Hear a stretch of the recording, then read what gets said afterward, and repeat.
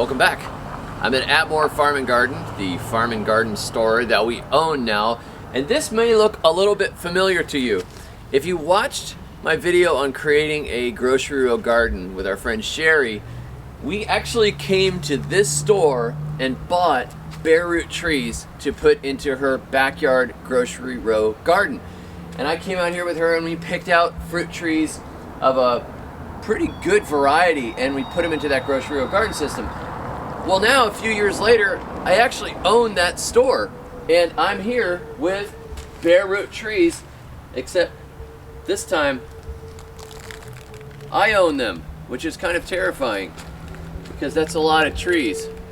So anyhow, here we go. This is a bare root tree, a golden Dorset, and in today's video I am going to explain to you why bare root trees are a fantastic way to plant your orchard or food forest.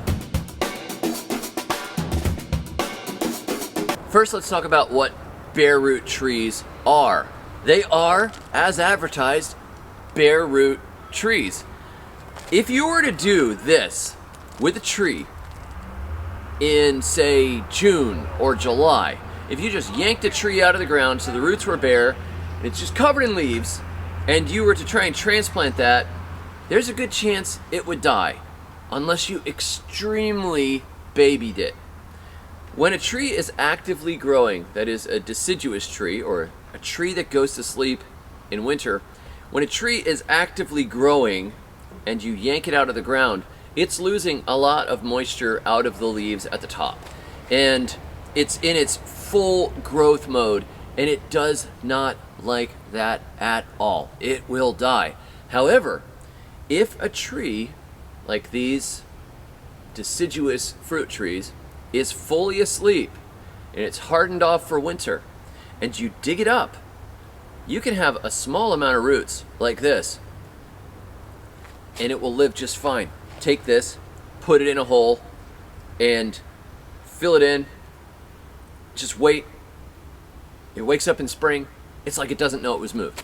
It's like moving a toddler that has fallen asleep in the car, and you carry him into the house, and you lay him down in his bed, and the next morning he wakes up and he's like, I don't know how I got here, but this is great. When this tree is asleep, it moves just fine. And it's way better than you would think. As a matter of fact, some years ago, I yanked a peach seedling out of the ground and it only had about that much root on it. And I did it when it was fully asleep. I put it into a pot. Spring came, it leafed out just fine and grew. You would not believe how resilient trees are when they're fully asleep like this. So it's an excellent time to transplant and to move. So these bare root trees are often the way that nurseries get their trees, like their apples, pears, plums, peaches.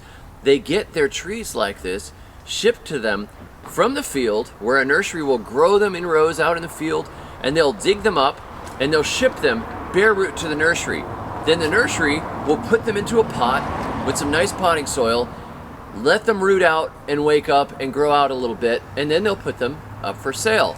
So the way we have it here is that instead of it going directly into pots, we are able to sell them directly. You skip the pot, you put it directly into the ground, and you have a high success rate because it's fully asleep and it goes into the ground. And I think it's even better if it goes into the ground first rather than going into a pot first, because that's going to be where it spends the rest of its life.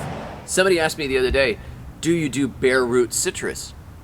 Well, no, I don't do bare root citrus. I don't think anybody does bare root citrus, because a citrus does not go to sleep. Now, it's a good question because she saw that I had fruit trees for sale and thought, well, why not? But when you understand how bare root works, this tree is in suspended animation. A citrus doesn't really do this. It's always leafed out. It is always green and growing to some extent. It doesn't go into this dormancy cycle to get it through a winter. It doesn't work that way. You want trees like, you can move oaks, you can move various nut trees, you can move a lot of your northern fruit trees when they're fully asleep like this. Even pawpaw trees, which normally don't like to be transplanted, you can get away with transplanting them when they are fully asleep like this. So this is in suspended animation. Citrus don't do this, loquat don't do this, mangoes don't do this. But for your apples, pears, peaches, plums, chestnuts, things like that, this is a great way to be able to move and do what you need to with a tree at a time that you couldn't do it. So if you had a tree out in your yard, for example, and you are going to move, let's say you're moving in July, if you can move that tree in the winter when it's fully asleep, the chances of it succeeding are way, way, way, way higher. It's probably gonna live. But if you move that same tree at the time, in July when you're moving, it's probably gonna die unless you can get a nice big tree spade or something and move it with minimal root disturbance. You can disturb the heck out of the roots and the tree when this thing is fully asleep like this. Remember, suspended animation. I'm gonna take one of these trees out of here, back to the homestead. This is a 20th century pear, an Asian pear. And I don't have any Asian pears at our property. So I'm gonna take that one and I'm gonna steal this last of the Shinseki Asian pears. And let's go back to the homestead and put them in the ground, and I'll show you how to take care of planting a bare root tree.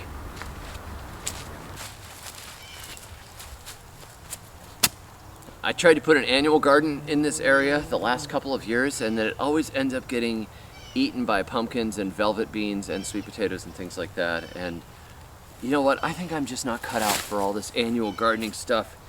I think I'm just a tree guy. So the deer keep eating trees that are further out in my yard, but they don't come back here. So this is where I'm going to stick a Shinseki. Now, when you plant a bare root tree, just dig the hole a little bit bigger than the roots. They say for a $10 tree, dig a $100 hole, but you just want to make sure that you've got some loose soil around it and you can get it well planted. When you put your tree in the ground, you're going to plant it at the same depth that it was planted before, and you'll be able to tell by looking at this tree. I know it may be a little difficult because you don't see it being, it's not in a pot where you can see what the dirt layer is on it, but it's pretty obvious. Let's see here. Shinseki. All right, so we can go a little bit deeper.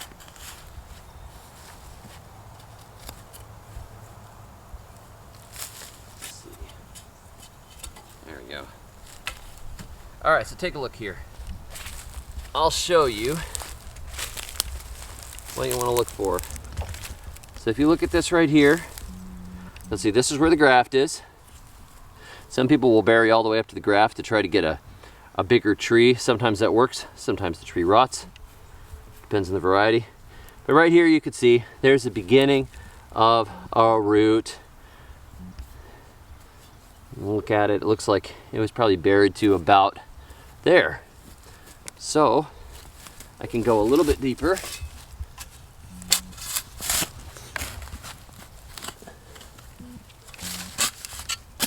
And I just want to loosen up that hole a little bit as I go. You want it to go right there into the soil. And now here's another question I always get asked. That is, do you stick anything in the hole when you plant a tree? Like compost or some manure, something like that? No, don't. Generally, the best data that we have right now shows that you may get faster growth if you put compost in the hole, or if you put some sort of fertilizer or something down in there.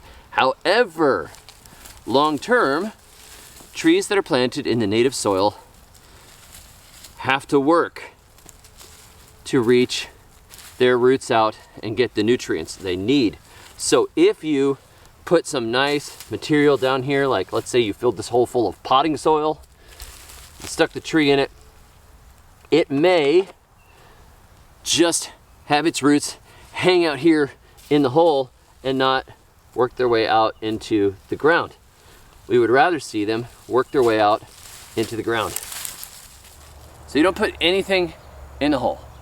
But that doesn't mean you don't put anything. So when I fill in around these roots, I will turn around and mulch and put compost on top of the soil. So think natural system.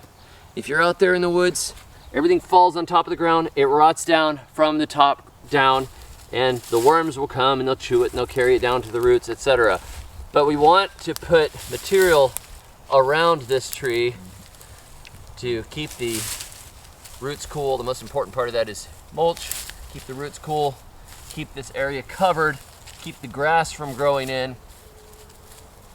And to feed it, you can put cottonseed meal, alfalfa pellets, compost, banana peels, coffee grounds, whatever you have.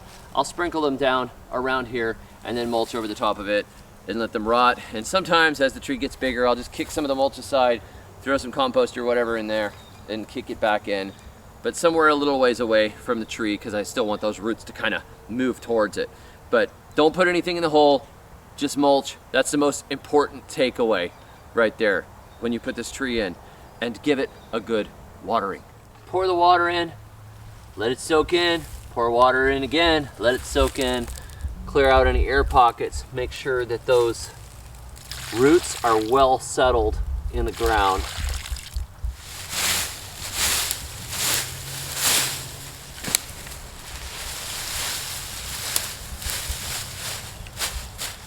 Another question I get about bare root trees a lot is, do I have to cover them? It's gonna be freezing.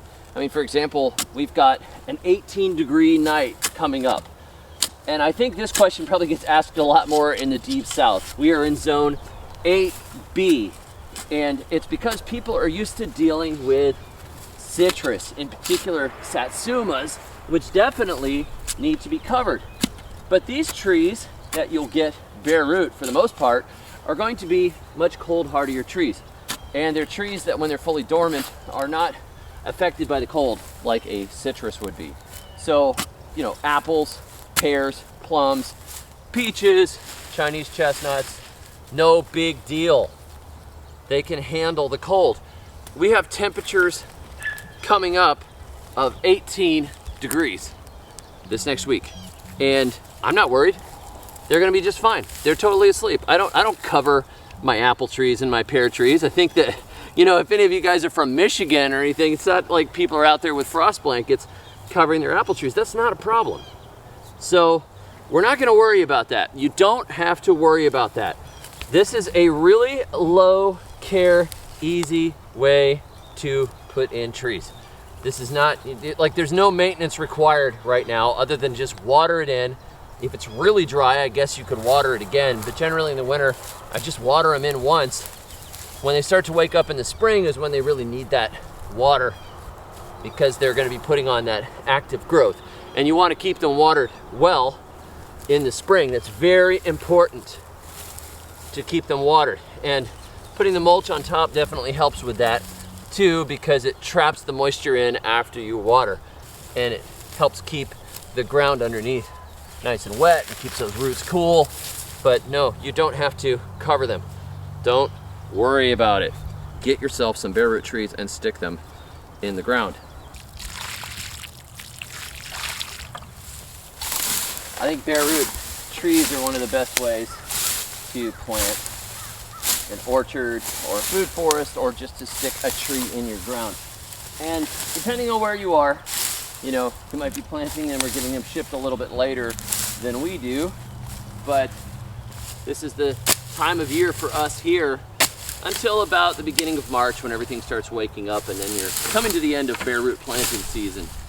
So I have done most of these trees that are back here in the grocery row garden a good percentage of the trees in my food forest as bare root because they're less expensive, they transplant well, and I can get them in during the time of year where there's not a lot else going on, and they just don't take very much work. There's a lot of things going for them, and nurseries do this, so take advantage of what people are doing commercially. Put it in your backyard and save a few bucks. And of course, if you're anywhere near Atmore, Alabama, we have a lot of trees right now out there as bare root in the shop. We're not shipping currently because I'm still trying to work out the logistics of running a brick and mortar store without adding on shipping. But we're selling the trees for $19 each, or the orchard bundle of 10 trees for $150. That's the special price that we have running right now. But they're only gonna be there for a short period of time, a few weeks probably, before they sell out. So if it's worth the drive to you to come on down and visit us, I'd love to talk to you and help you pick out some trees. But if not, I have ordered from Grow Organic and bought trees from them, bare root, and they've done great. And I have bought from Burnt Ridge Nursery, and they have done well for me too. I like both of those nurseries. I think the Grow Organic trees come from Dave Wilson, and I think the Burnt Ridge do their own. And we've gotten some of our selections from them, and they've done great. And we have almost 100% survival rate on bare root trees. Even though it looks insane, it works really well. So I hope that helps you. Thanks for joining me today. Be sure to check out all of my books and all that stuff. You know, I don't even have to say it. And come and visit us at the shop if you get a chance. And until next time, may your thumbs always be green.